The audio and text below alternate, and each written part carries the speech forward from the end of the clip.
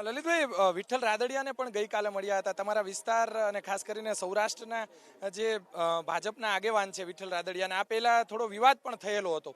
તો ફરીથી વિઠ્ઠલ રાદડિયા સાથે અને હાર્દિક અને વિઠ્ઠલ રાદડિયાની એક મિટિંગ સુરતમાં મળી હતી. આ બાબતે શું કહેવા માંગશો?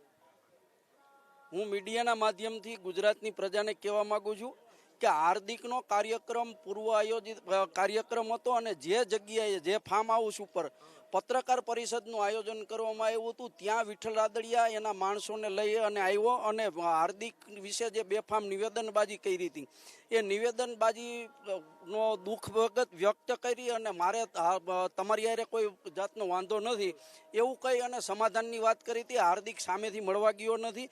અને રહી બીજી મધ્યસ્થીની વાત, તો વિઠ્ઠલ રાદડિયાની મધ્યસ્થી ગુજરાત પાસે નક્કી કરેલી વાત છે કે વિઠ્ઠલ રાદડિયાની મધ્યસ્થી હરગીજ પાસને મંજૂર નથી.